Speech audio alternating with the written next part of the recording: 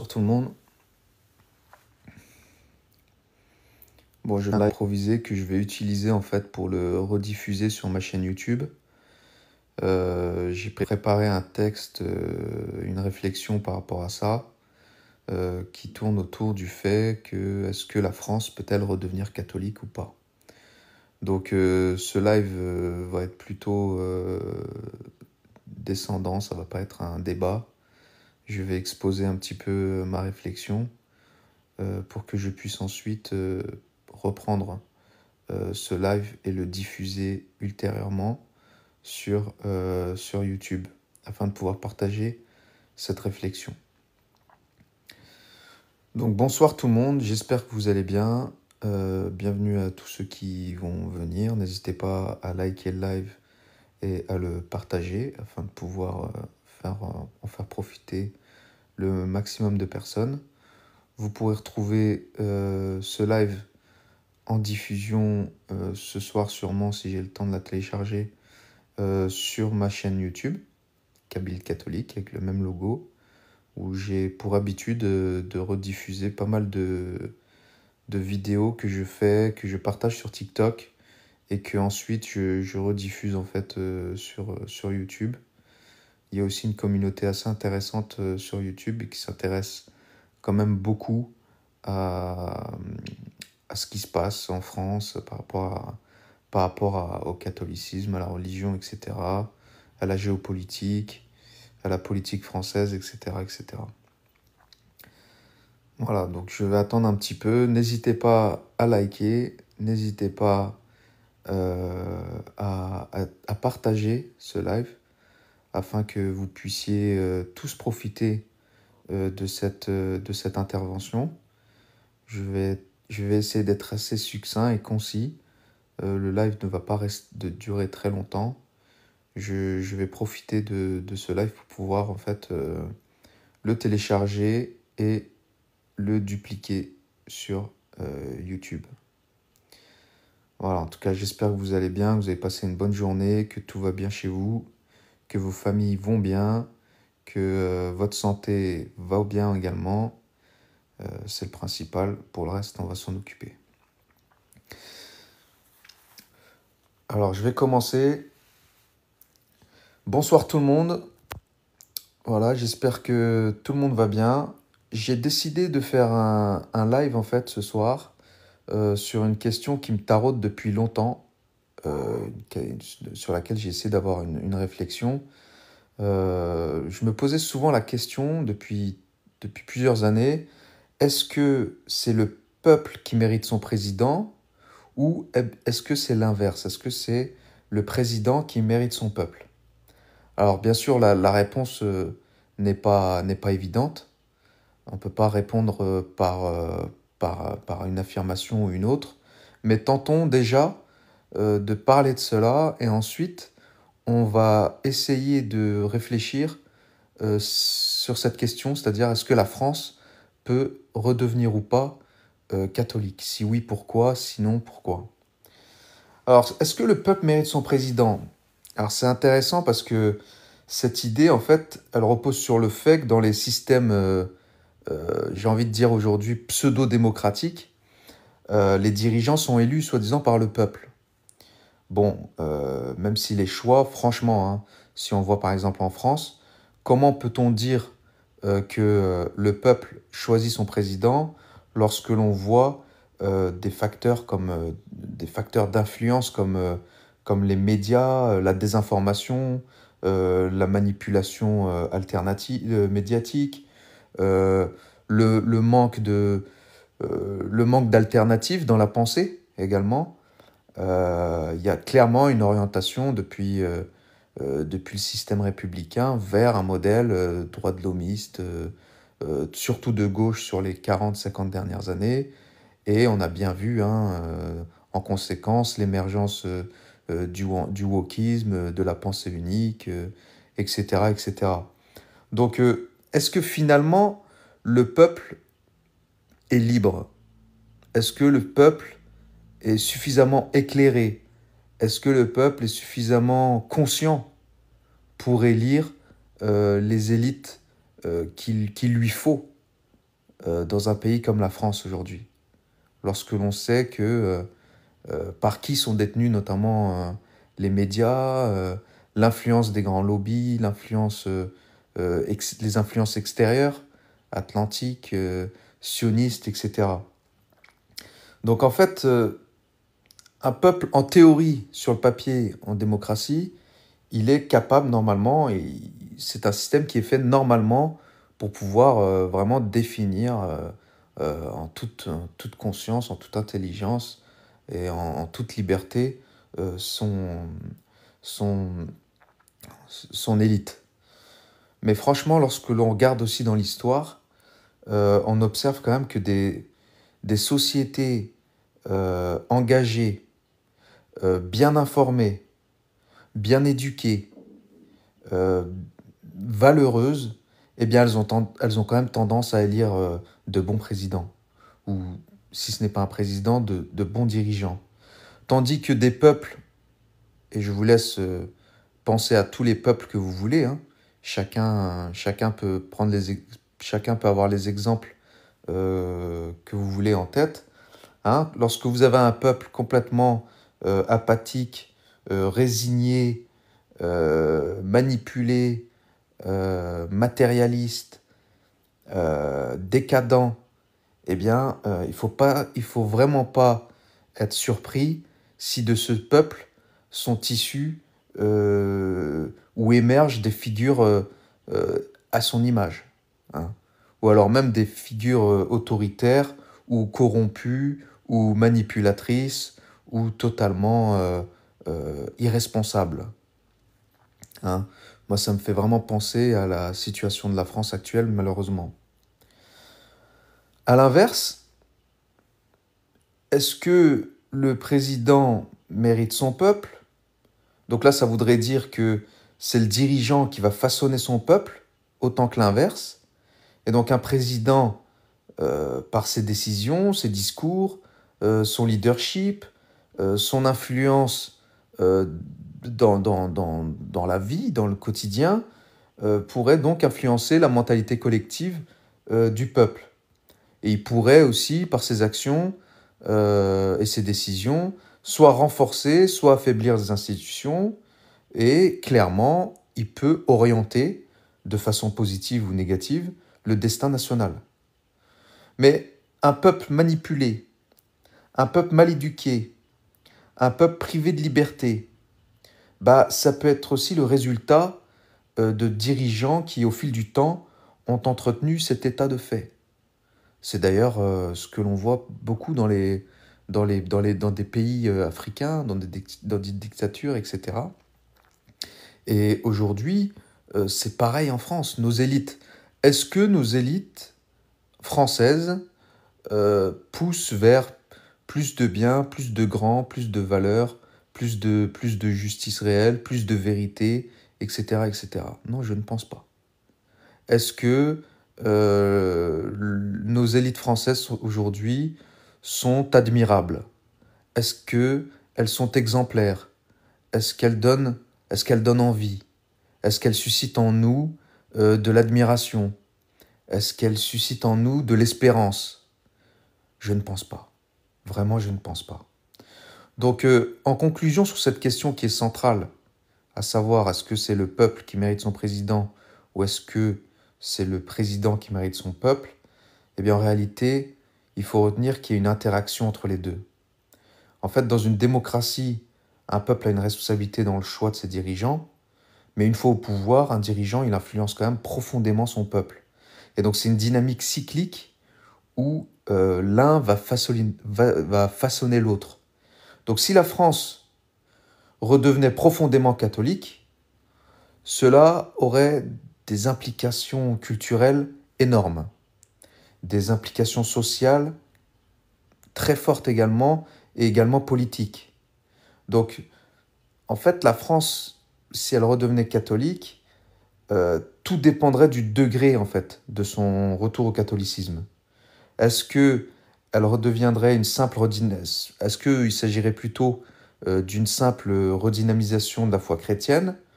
Ou est-ce que on pourrait opérer un véritable changement politique et institutionnel.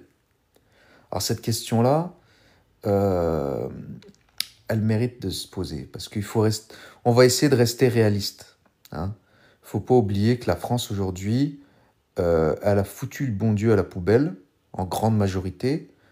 Je pense qu'il y a une grande majorité des Français sont athées, malheureusement.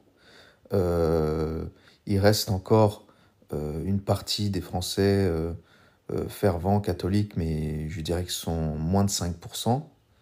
Hein, 5%, lorsque je dis catholique, c'est pas juste connaître l'histoire de France et admirer le patrimoine. Je parle de pratiquants, de gens vraiment catholiques qui vont à la messe tous les dimanches. Je pense qu'ils sont moins de 5%. Des gens croyant en Dieu, il y a aussi les musulmans qui sont très sensibles à la question religieuse, à la question de Dieu, qui, je pense, ne seraient pas non plus contre un retour du catholicisme en France, parce qu'ils partageraient sûrement des valeurs communes, notamment autour de la famille, de, du mariage, etc., etc. Hein, même si les croyances musulmanes ne peuvent pas être comparées aux croyances chrétiennes, mais en ce qui concerne la morale naturelle, il y a quand même des choses en commun. Donc je ne pense pas que les musulmans soient un frein ou même un obstacle ou un ennemi d'un possible retour au catholicisme. Je pense que les vrais ennemis sont les dignes héritiers de la Révolution, donc de la gauche, de la franc-maçonnerie. Ce sont eux, finalement, avec leurs alliés, hein, tous les lobbies ayant infiltré la France, notamment les élites du peuple dont on n'a pas le droit de le nommer. Hein. Soral en parle bien, Philippe Ploncard d'Assac en parle très bien aussi, Pierre Hillard, etc. Nous avons quand même quelques personnes éclairées, éclairantes qui se sont rendues compte de l'arnaque. Donc il y aura quand même quelques challenges si la France redevient catholique. C'est malheureux parce que la culture et l'identité française, elle a été profondément marquée par cette religion. Elle a été profondément marquée par cette religion. La France a longtemps été surnommée la fille aînée de l'Église. Et donc si la France revenait à ses racines chrétiennes, laissons-nous rêver un petit peu, eh bien elle retrouverait une place plus marquée pour le catholicisme dans son identité nationale profonde. Cela pourrait se traduire de plusieurs façons. Une valorisation des traditions catholiques, vous imaginez, une France dans laquelle on n'aurait plus honte de fêter les différentes fêtes religieuses, de mettre en avant les pèlerinages, de remettre en avant les rites publics, notamment comme par exemple vous savez, les processions de la Sainte Vierge, etc. Ça va créer également un renforcement des symboles chrétiens dans l'espace public, c'est-à-dire que on interdirait toute dégradation des lieux saints, on restaurerait énormément de lieux, on continuera à développer le patrimoine culturel catholique, on le mettrait en avant, le médiatiserait. Il y aurait aussi, en conséquence, si la France redevenait catholique, il y aurait également en conséquence une influence beaucoup plus forte des valeurs chrétiennes dans les débats médiatiques, hein, notamment sur l'éthique, sur le social, notamment les valeurs familiales, la bioéthique, hein, tout ce qui est lié à l'IVG, à l'euthanasie, au mariage, aux valeurs traditionnelles, aux valeurs familiales, etc. Et surtout, je pense que il y aurait un retour également dans l'éducation, parce que je pense que ce qui a contribué à créer des grands hommes et des grandes femmes en France, mais également dans les pays malheureusement colonisés, eh bien, ça a été le système éducatif catholique. Je peux en parler parce que je suis d'origine kabyle et beaucoup des grandes figures euh, algériennes du temps de la guerre en Algérie, par exemple, et de la colonisation, ont été formées par l'école catholique, notamment par les Pères Blancs, lorsqu'il s'agit de parler de la Kabylie, par exemple. Donc on voit bien que l'éducation chrétienne, à travers son système de valeurs, va susciter chez les gens, chez les hommes comme les femmes, euh, des esprits très structurés, des esprits ouverts, des esprits conscients, qui s'interrogent et qui sont dans une forme d'amélioration continue, d'une forme de curiosité et de recherche de la vérité. Vous voyez? Donc, le gros plus de ce retour au catholicisme, ce serait vraiment par l'éducation. Alors, en ce qui concerne la politique et la laïcité, donc là j'ai parlé vraiment de la culture. Hein. Si la France redevenait, on va pas dire qu'elle va redevenir radicalement catholique, parce que ça j'y crois pas. J'y crois pas du tout, mais ça pourrait être une première étape, déjà renouer de façon culturelle et identitaire avec ce que je viens de dire, ses racines chrétiennes. Ensuite, d'un point de vue politique, il y a un modèle à redéfinir. Je ne pense pas que les Français soient prêts à, à accepter une monarchie en France. Ça, j'y crois pas du tout. Surtout qu'un retour du catholicisme remettrait complètement en question la conception actuelle de la laïcité qui était instaurée notamment par la force, hein, d'ailleurs, par la loi de 1905. Hein, quand on sait ce qui s'est passé en 1905, c'est vraiment catastrophique. Béa, excuse-moi, mais je sais pas ce que tu fais là. Je sais pas de quoi tu parles. Il n'y a pas de dragueur ici sur TikTok. Ou alors si tu crois que je suis un charreau et un dragueur comme tu dis, eh bien ramène tes preuves ou je sais pas quoi. Je mets au défi toutes les femmes qui sont ici de venir me dire si je suis un dragueur ou pas. Mais vraiment c'est incroyable, les trolls Apprends à écrire déjà, Béa. Apprends à écrire ta photo digne d'une prostituée. Je sais même pas ce que tu fais sur ce live. Voilà. Si ça se trouve, t'es un mec. Si ça se trouve, t'es un mec. Voilà. S'il y a des modérateurs, n'hésitez pas à faire ce qu'il faut pour dégager ces gens-là, s'il vous plaît, parce que on n'a pas que ça à faire.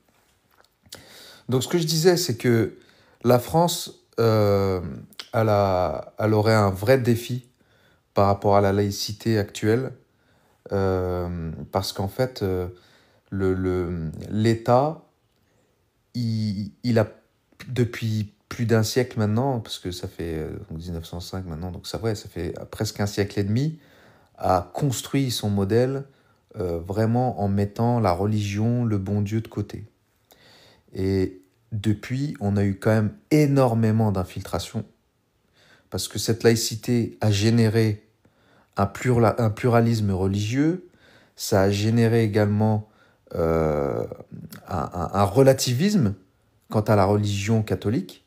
Donc, si vous voulez, la laïcité a permis de mettre au même rang l'islam, le protestantisme, le catholicisme, le judaïsme et le bouddhisme. Donc, si vous voulez, d'un point de vue, même dans le conscient populaire français, toutes les religions se valent. Or, on ne peut pas être catholique et dire que toutes les religions se valent. Ce n'est pas possible. Sinon, il n'y a pas, on ne peut pas avoir de conviction sans certitude. Et lorsqu'on est certain que la religion catholique est la vraie, on ne peut pas dire qu'elle équivaut au protestantisme, à l'islam, au judaïsme, etc. Donc vous voyez, aujourd'hui, les religions en France ne se font même pas concurrence, c'est-à-dire qu'elles sont mises au second plan. et complètement relativiser. Le peuple, on n'a que faire vraiment de la religion. Je parle vraiment de la majorité, de la majorité des Français. Donc je pense qu'il faudrait d'abord commencer. Donc il y a deux scénarios qui s'offrent à la France. Soit on commence par un modèle de laïcité plus souple, c'est-à-dire l'État, il resterait neutre, mais il accorderait plus de place à la religion catholique dans l'espace public, notamment en revenant à la subvention aux écoles privées catholiques, la reconnaissance, comme j'ai dit tout à l'heure, des racines chrétiennes de la France, donc en n'ayant plus honte de ce qu'elle est, de ce qu'elle a été, et de remettre en valeur cette identité chrétienne, même si il n'y aurait pas du tout d'imposition ou de mise en avant de son système de croyance. Ça resterait donc plutôt le côté visible, le côté traditionnel qui serait en fait rétabli dans l'État français. Donc ça, c'est la première alternative. La deuxième alternative que je vois, mais qui je pense est totalement impossible, c'est un modèle plus théocratique. Donc ce serait une version un peu plus radicale, c'est-à-dire l'Église retrouverait un rôle politique, elle pourrait encore à nouveau inspirer des lois, influencer directement les décisions du gouvernement, comme ça se faisait en fait sous l'Ancien Régime, ou aussi au Vatican aujourd'hui.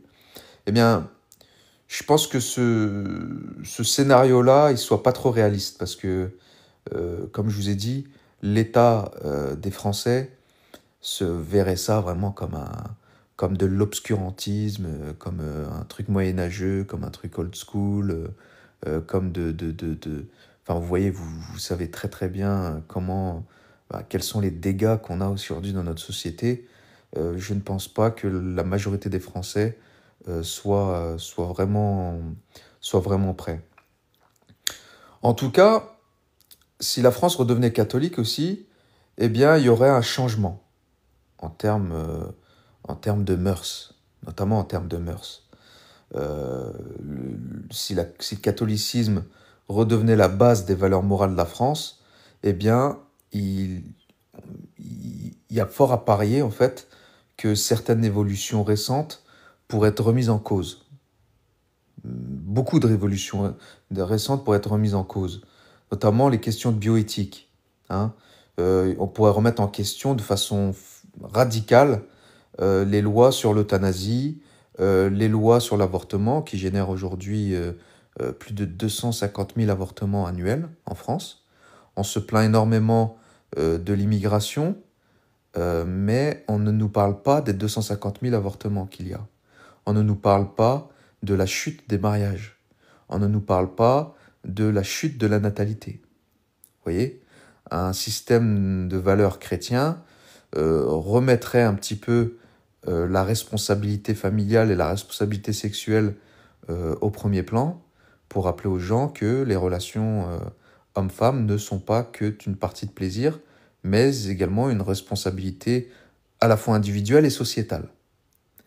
Donc, un retour aux mœurs, ne serait-ce que sur cette partie-là, sur la famille, sur les enfants, eh bien, ça pourrait vraiment renforcer la natalité, la faire augmenter, et donc, en contrepartie, faire baisser l'immigration dont tout le monde se plaint. Mais tout le monde s'en plaint sans dire pourquoi il y en a. C'est ça le problème. Il serait intéressant de dire pourquoi il y a de l'immigration. Hein, il n'y a aucune élite politique qui nous explique ça. Pourquoi il y a de l'immigration, pourquoi il y a de l'islam, l'islamisation, pourquoi ceci, pourquoi cela. Bon, ok, on constate qu'il y a de l'islamisation, on constate qu'il y a de l'immigration, très bien. Mais est-ce que cela ne viendrait pas de notre apostasie ? Aurions-nous eu tous ces problèmes en France si la France n'avait pas apostasié, si elle n'avait pas divorcé radicalement de ses valeurs chrétiennes? Voilà. Donc le problème ne vient pas des immigrés, le problème ne vient même pas de l'islam, à vrai dire. Ce n'est qu'une conséquence parmi tant d'autres, hein, comme le wokisme est aussi une conséquence de notre apostasie, le gauchisme, le relativisme, tout cela, tous ces ismes sont également des conséquences, au même plan que les autres, de notre apostasie. Vous voyez? Moi, je pense vraiment, hein, que le combat en France, il est spirituel, il est de l'ordre doctrinal, il est philosophique. Il est philosophique.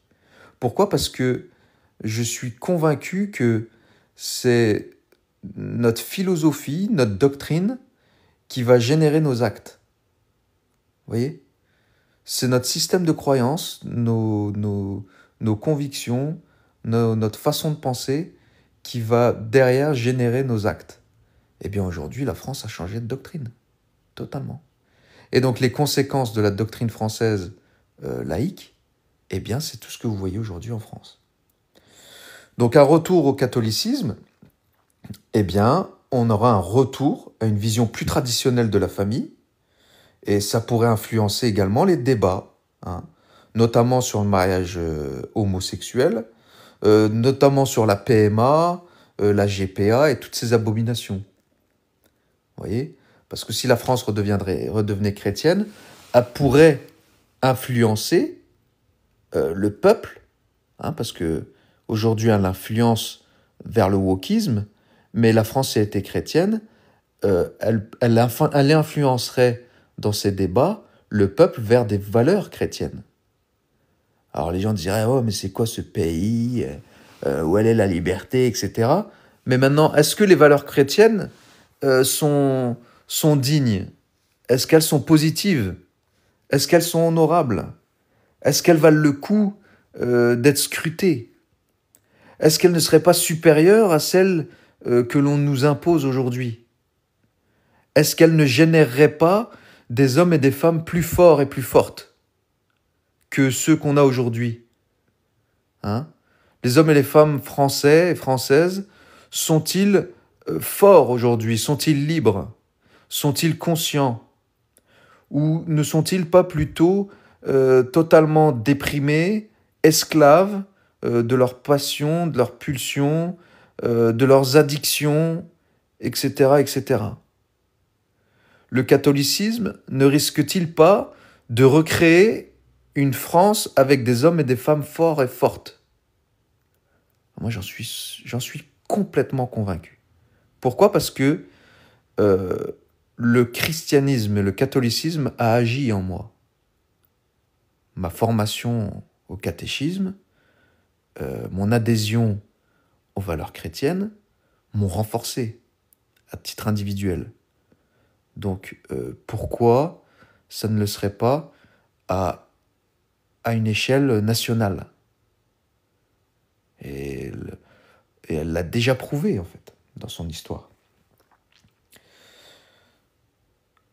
Le rapport au travail également pourrait changer. Le rapport au travail à la société. Des valeurs comme la charité, des valeurs comme la solidarité chrétienne et le respect des jours saints également pourraient avoir plus d'influence sur les rythmes de vie et l'organisation du travail en France. Vous savez qu'avant la Révolution française, alors vous allez être surpris, il y avait quasiment 90 jours de congé en France. Il y avait quasiment 90 jours de congé en France. Il y avait plus de 50 fêtes religieuses par an, hein, notamment les jours saints, hein. On fêtait les saints, il y en avait une cinquantaine par an. Donc c'est la révolution anticléricale, génocidaire, laïque, qui a supprimé une grande partie de ces jours-là, de ces congés-là, pour pouvoir d'ailleurs prolétariser le peuple, pour pouvoir donner le pouvoir à la bourgeoisie, mettre en place un appareil industriel et ainsi retrouver une place forte face aux pays émergents qui étaient protestants, notamment, hein, voilà, protestants ou anglicans. Donc je pense aux puissances anglaises, américaines émergentes, allemandes, etc. Donc et la France, par la Révolution, a voulu, en fait, elle était dans des difficultés politique et économique avant la Révolution, et donc a voulu se défaire totalement également de son système de valeurs, qui ne permettait par exemple pas de pratiquer l'usure, le prolétariat. L'Église défendait énormément les droits du peuple, contrairement à ce qu'on veut nous faire croire. Et donc la Révolution a permis d'enfin pouvoir mettre son peuple en esclavage, surtout au début. Ce n'est qu'après, en fait, que sont venues des lois un peu plus humaines, après bien après la Révolution, après le Concordat, que ça a pu se mettre en place. Si la France redevenait catholique également, ses relations internationales seraient différentes. Il y aura un repositionnement différent de la France. Si la France redevenait un pays fortement catholique, ça pourrait influencer ses alliances et sa diplomatie aujourd'hui également. Elle pourrait par exemple se rapprocher du Vatican et des pays où le catholicisme est très influent, comme la Pologne notamment, l'Italie ou certains pays d'Amérique latine, notamment le Costa Rica, qui est l'un des seuls pays au monde, avec le Vatican et Saint-Domingue, je crois, à avoir le catholicisme comme religion d'État. D'ailleurs, le Costa Rica est un très bon exemple parce que il est depuis de très nombreuses années élu comme étant le pays où il fait le plus bon vivre et où il y a la plus grande biodiversité au monde. Et c'est l'un des seuls pays au monde où il n'y a pas d'armée et où tout le monde vit en paix ensemble, catholique comme non catholique. Donc, comme quoi le catholicisme rend heureux, j'ai l'impression. Le catholicisme rend heureux. Il permet un bon équilibre entre ce que les écolos appellent l'écologie, c'est-à-dire qu'on voit qu'il y a une biodiversité, c'est-à-dire que lorsqu'on devient catholique et qu'on applique le catholicisme, on se remet aussi à respecter la nature, mais de façon ordonnée et pas de façon fanatique, en devenant des véganes ou des wokistes dégénérés. Donc la France pourrait avoir une posture aussi plus tranchée sur certaines questions internationales, notamment sur la défense des chrétiens persécutés, des chrétiens d'Orient, une position plus ferme sur les questions de bioéthique, notamment à l'ONU. Elle arrêterait en fait de parler d'IVG, de mariage pour tous, de PMA, de GPA, de transition de genre, etc. Donc elle devrait aussi gérer sa diversité religieuse parce que si la France redevenait catholique, elle aurait quand même des défis parce que tout le monde n'est pas catholique en France, mais la religion catholique permet de faire vivre en son sein, de par notre respect de la liberté de conscience, parce que le catholicisme ne peut pas s'imposer par la force. Un pays catholique aurait quand même des défis à gérer, notamment avec l'islam et la laïcité républicaine. Ce qui pourrait vraiment susciter des tensions internes. Pas trop avec l'islam, parce que je le répète, les musulmans seraient, je pense, très heureux d'adhérer à une France catholique. Vraiment. Lorsque l'on voit les musulmans qui vivent en Russie, ils se sentent russes. Pourquoi ? Parce que le système de valeurs russe chrétien orthodoxe a de nombreux points communs avec le système de valeurs islamique. Je parle notamment de la morale, la morale naturelle.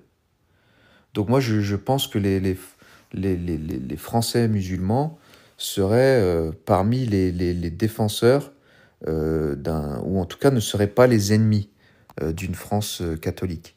Mais nos plus grands ennemis seraient les gauchistes laïcards, également les lobbies notamment sionistes qui nous gouvernent, qui nous dirigent, qui manipulent le système médiatique. Il faut savoir que ces gens-là sont profondément anticatholiques, hein, je vous invite vraiment à vous renseigner par rapport à ça. Euh, et donc, il y aurait vraiment des défis. C'est-à-dire, c'est pour ça, moi, je pense que les catholiques ont beaucoup de choses, ont beaucoup de défis à relever. Ça passera par une éducation, ça passera par l'infiltration de nos institutions pour dégager les infiltrés que nous avons, qui n'aiment pas la France, qui n'en ont rien à cirer de la France, qui ont des doubles nationalités issues d'une terre et d'un peuple que l'on n'a plus le droit de nommer en France, d'accord ? Parce que si vous voulez savoir qui nous gouverne en France, il suffit de savoir qui vous ne pouvez pas critiquer. Voilà. C'est aussi simple que ça. Donc nous avons en France des élites légitimes catholiques qui n'ont plus qu'à émerger. Nous n'avons plus qu'à infiltrer en fait nos institutions. Donc il faut éduquer nos enfants de façon valeureuse, les instruire au maximum afin qu'ils puissent infiltrer toutes les institutions, prendre le pouvoir de façon légitime, de façon non violente, à travers les systèmes qui existent aujourd'hui, à travers les entreprises, à travers les institutions républicaines, pour pouvoir avoir de plus en plus d'influence. Moi, je pense que c'est des élites catholiques qu'il faut en France. C'est les seuls en qui je pourrais avoir confiance. Hein, catholique dans le sens spirituel du terme. Hein, je ne parle pas de la forme, je parle vraiment du fond. C'est-à-dire que je peux même voir chez des gens non catholiques de très bons catholiques. Hein, je parle de l'incarnation des vertus chrétiennes, tout simplement. Hein, le catholicisme, c'est en fait la mise en pratique des vertus chrétiennes. Et il y a beaucoup de non-chrétiens qui les incarnent. Bien mieux que certains catholiques d'ailleurs. Et donc c'est pour ça, lorsque je dis un pays catholique, c'est des hommes et des femmes animés. C'est des hommes et des femmes animés par les vertus chrétiennes. Les vertus, voilà, toutes les vertus cardinales que vous connaissez bien si vous avez fait votre catéchisme. Et donc voilà, des vertus comme l'humilité qui viendrait tuer l'orgueil institutionnalisé en France, des vertus de pudeur, hein, qui est la seule arme, c'est cette vertu-là qui serait la seule arme contre le péché capital de la luxure. Hein, si vous faites le tri, franchement, si vous faites la liste de tous les péchés capitaux, hein, vous faites le tri, franchement, si vous faites la liste de tous les péchés capitaux, hein, vous faites le tri, franchement, si vous faites la liste de tous les péchés capitaux, hein, sans exception, c'est un truc de malade. Exception. C'est un truc de malade. L'orgueil, qui est le plus grand des péchés, il est aujourd'hui complètement mis en avant. Complètement mis en avant. Il suffit, vous voyez bien, hein, sur nos réseaux sociaux, sur nos élites, sur péché, il est aujourd'hui complètement mis en avant.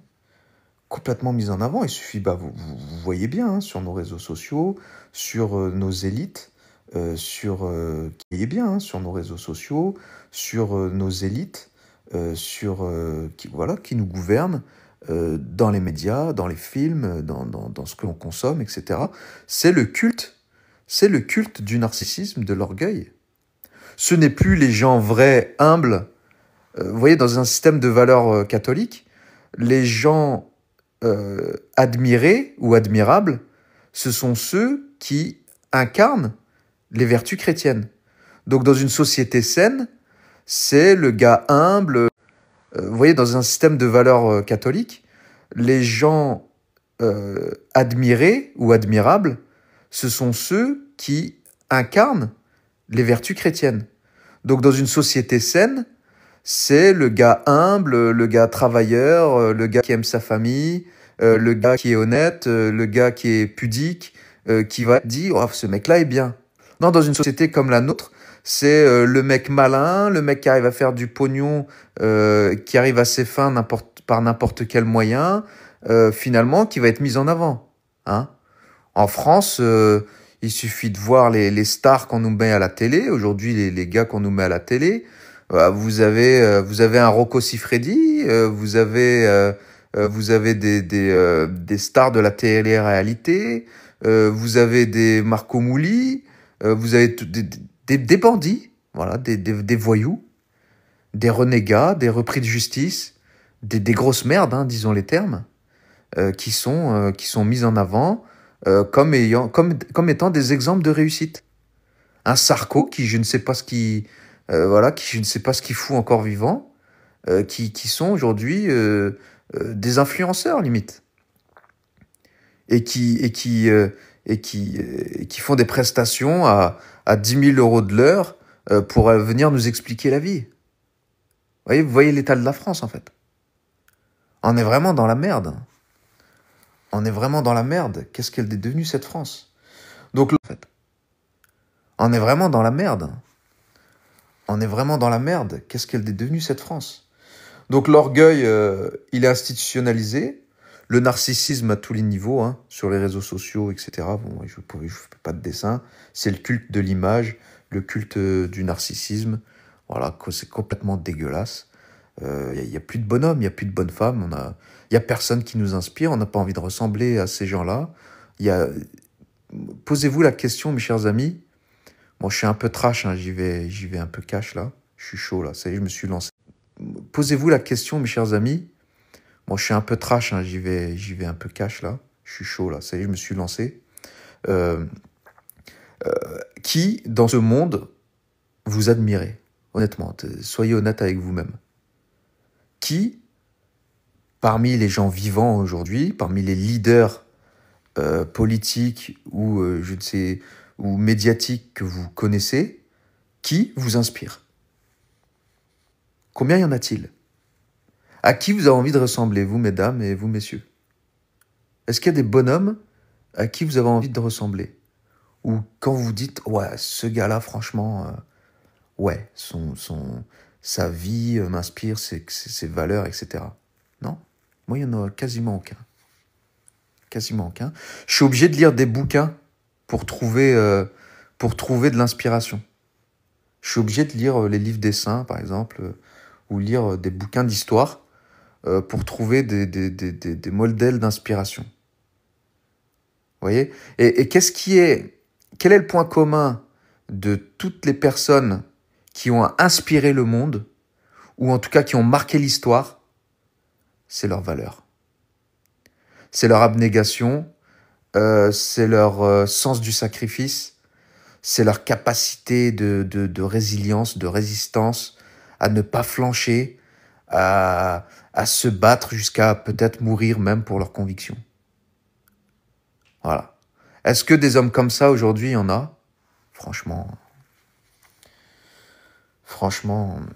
Alors, il y en a un qui dit Philippe de Villiers.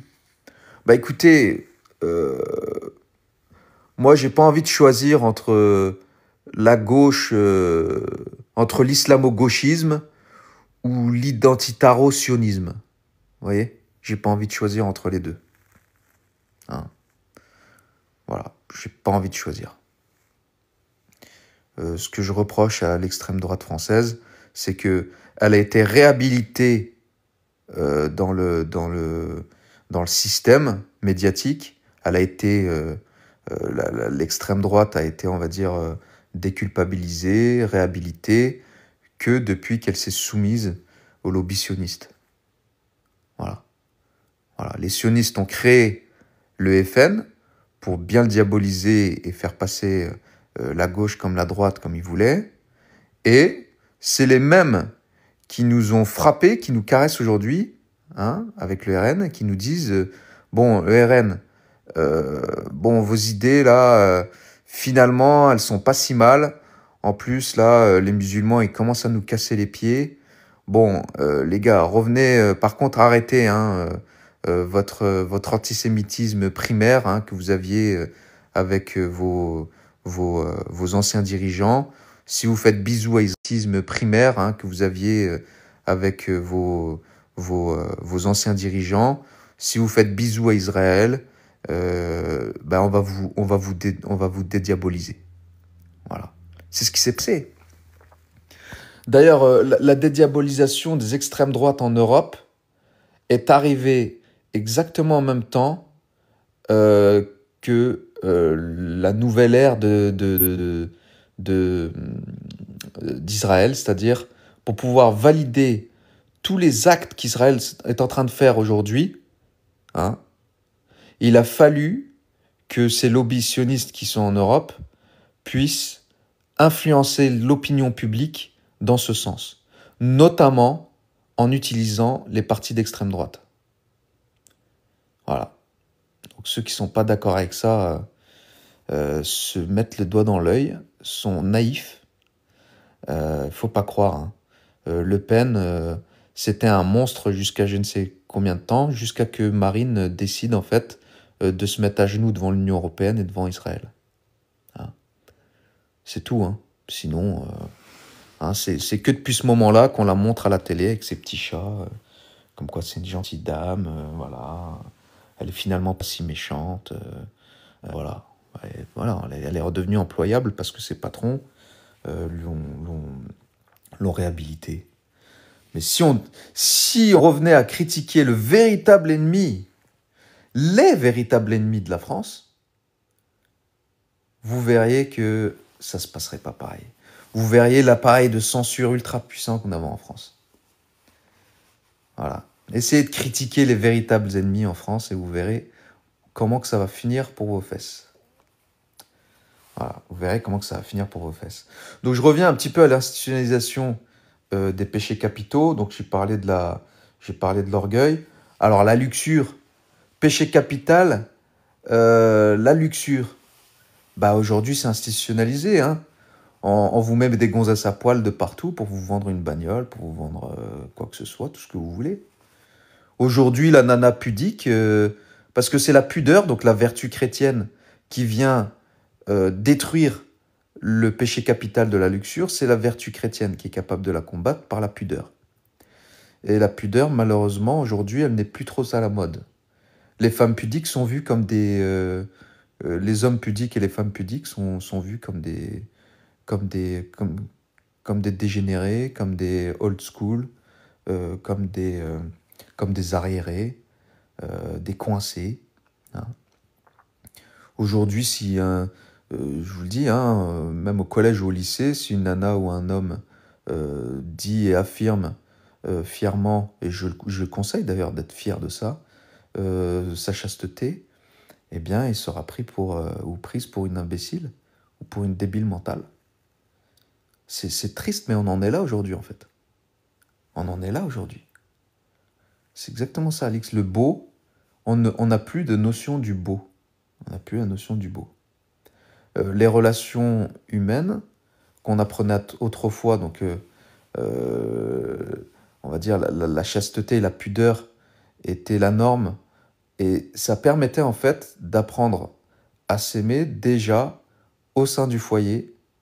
Ça créait des relations beaucoup plus sereines et respectueuses entre les hommes et les femmes. On apprenait d'abord à s'aimer à travers l'amitié, donc la fidélité en amitié. On apprenait, l'amour c'était un apprentissage qu'on apprenait déjà au sein de la famille, puis avec les amis, et ensuite on était suffisamment responsable pour aimer. Aimer véritablement, dans le sens chrétien du terme, ça génère des responsabilités. C'est parce que aimer, c'est s'engager, ça génère la responsabilité. L'amour génère une famille. Et ce n'est pas un acte individuel, c'est un acte collectif de société qui engage une responsabilité collective sociétale. C'est pour ça que le mariage, il y a des témoins et qu'on s'engage vis-à-vis de la société de prendre soin de cette famille pour qu'elle soit solide et si les familles sont solides, il y a fort à parier que la société le soit aussi. Donc en fait, donc la luxure est totalement démocratisée. Il n'y a plus aucun problème parce que le libéralisme a permis de libéraliser l'économie. Donc la morale n'existe plus en économie. Donc si vous voulez, l'État ne viendra pas vous dire si si vous ouvrez une société dans le porno ou dans les sextoys, l'État viendra pas vous dire si c'est bien ou mal ce que vous faites. Voilà, l'argent n'a pas d'odeur. L'argent n'a pas de morale, le business n'a pas de morale. Vous voyez? Donc c'est petit à petit, par ce libéralisme, à la fois des mœurs par la gauche, hein, et à la fois de l'économie par la droite.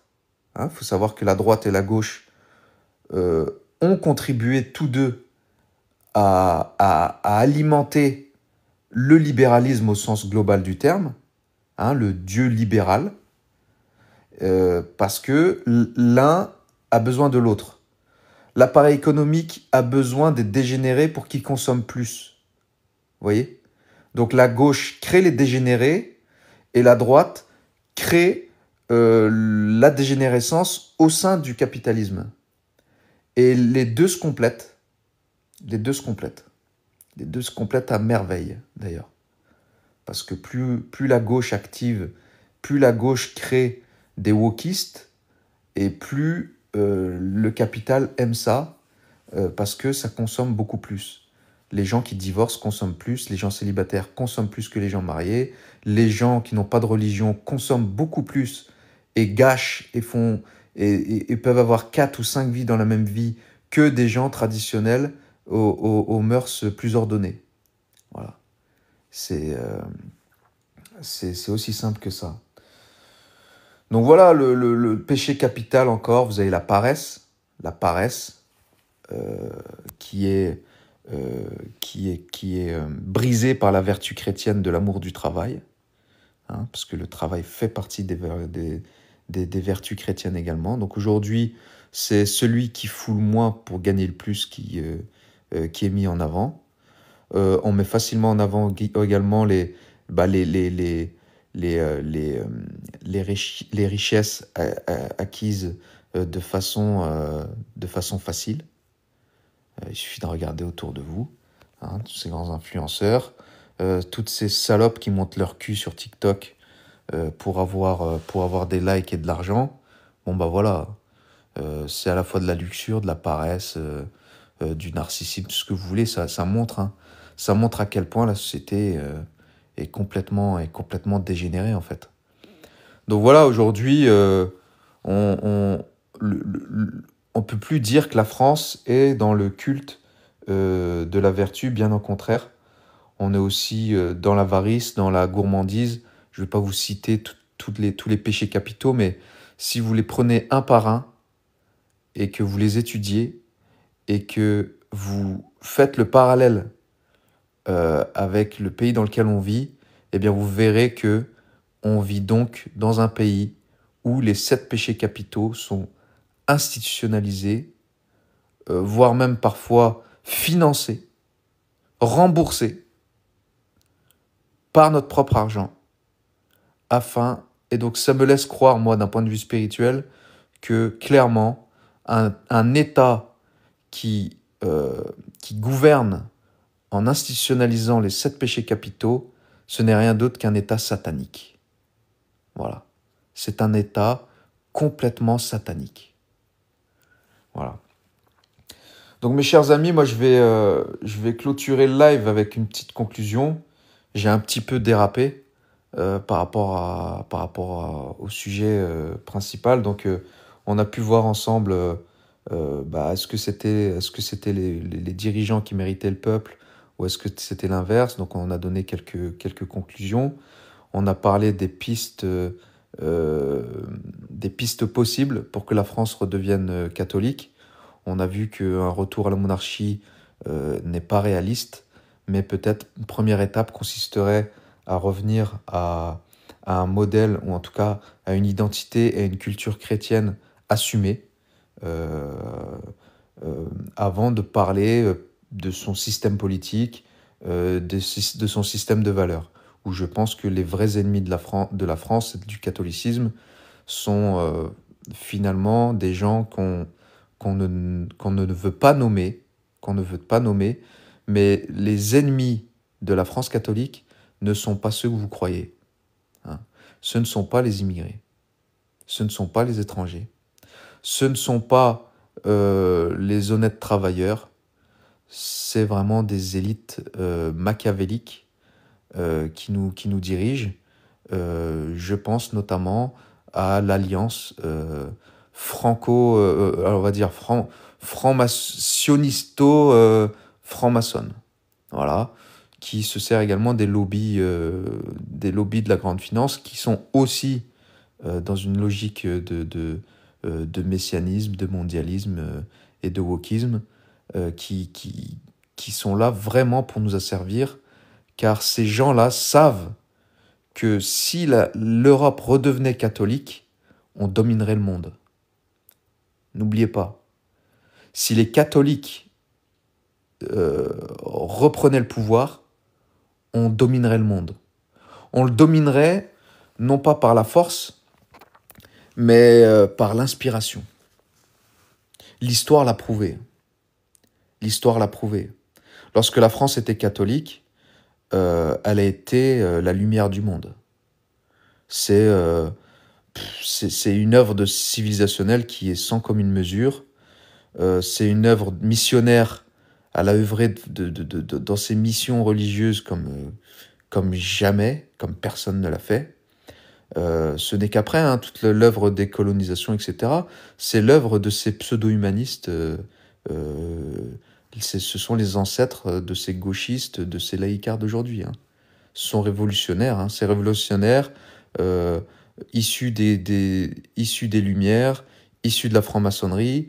Lorsque vous vous intéressez à qui a créé la franc-maçonnerie, ou en tout cas qui sont les premiers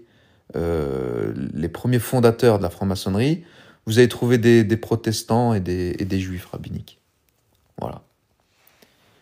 Voilà. Et aujourd'hui, on vit dans ce monde-là, gouverné par cette pensée judéo-protestante, voilà, messianique. Alors on verra bien ce qui se passe, quand nous sommes à un tournant aujourd'hui ou pas, avec ce qui se passe aux États-Unis. Je ne sais pas, je peux pas encore mon avis n'est pas encore tranché. J'y vois un brin d'espoir comme une illusion également en même temps. Parce que ce dont j'ai peur, en tout cas, c'est que lorsqu'on a vécu 40 ans de gauchisme, la réponse de l'extrême droite sera forcément injuste. Ou en tout cas, la réponse face à ce gauchisme sera forcément pas catholique, dans le sens où elle sera trop radicale, et donc si trop radicale, elle sera injuste, passage, et pas génératrice d'union et de prospérité. C'est vraiment ça le problème. C'est vraiment ça le problème. C'est que la sagesse, la raison met tout le monde d'accord, et je ne vois pas de dirigeant ou de leader aujourd'hui, en France, hein, notamment, qui ait cette aura, qui ait cette capacité à partir du réel, hein, de la réalité de ce qu'est la France aujourd'hui, avec sa diversité culturelle, religieuse. Je ne vois personne qui est capable, par sa grandeur, de mettre tout le monde d'accord. Et on peut mettre tout le monde d'accord uniquement sur des valeurs qui sont universelles. Tout le monde sera d'accord avec de la justice, tout le monde sera d'accord avec de la sagesse, de la raison, etc., etc. Mais aujourd'hui, je ne vois pas avec de la justice, tout le monde sera d'accord avec de la sagesse, de la raison, etc., etc. Mais aujourd'hui, je ne vois pas, voilà, c'est pas le petit Bardella qui sort de l'école, qui n'a jamais travaillé, qui va être capable de leader un pays. Je ne vois vraiment pas qui peut. Ce n'est pas Zemmour et sa femme qui viennent qui ont un pied en Israël, un pied en France, qui sont aussi capables de nous sauver, quoi. J'y crois pas une seule seconde. capable de nous sauver, quoi. J'y crois pas une seule seconde. Voilà, mes chers amis.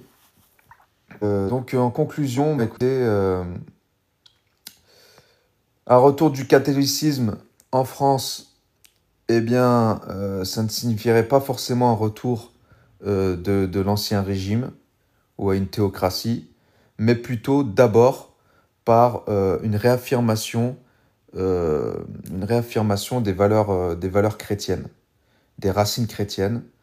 Une telle évolution, elle dépendrait forcément du degré d'adhésion populaire et de la manière dont ça serait conciliable avec la diversité qu'on a aujourd'hui en France et toutes les idées modernes également qui se sont vraiment enracinées.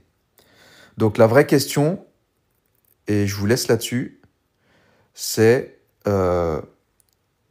est-ce que un tel changement, c'est-à-dire la France redevenir catholique, est-ce qu'un tel changement pourrait-il être accepté par la société française contemporaine, tout en sachant qui la gouverne, qui l'a infiltrée et qui la manipule?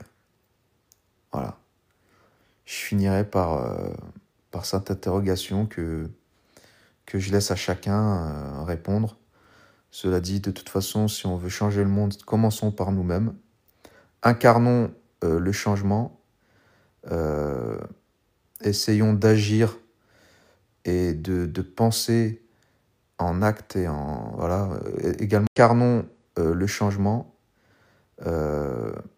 Essayons d'agir et de penser en acte et en... Voilà. Également à travers nos actes, comme nous aimerions que la France redevienne. Et donc, nous aimerions que les autres deviennent également. Encore faut-il avoir